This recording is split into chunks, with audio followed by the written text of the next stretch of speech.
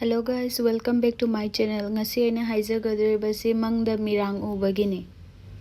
Mangda mirang ubasi isada thajaba hengalakpa aduga yamna creativity oirakpa yai.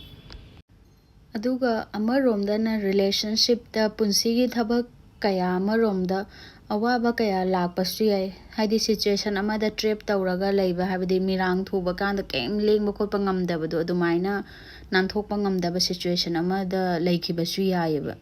Aduga isana isabu protect tawraga thamba yam darkar oi negative energy kaya dagi phattaba kaya dudagi isana isabu protect tawoigi matam suni haina lawrasu yai. Aduga punsida leiriba awaba pakhatpa adu mayamdu deal tawba ngamna hotnabagi darkar oiba.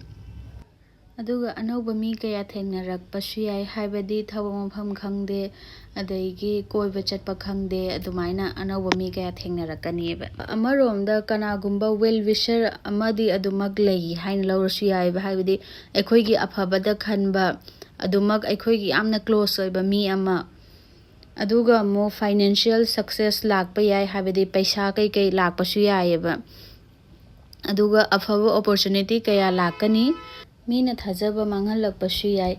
Chekshina adum leiba phai haibagi message asi piningi. Thank you guys for watching my video. Please subscribe my channel and do likes and comments.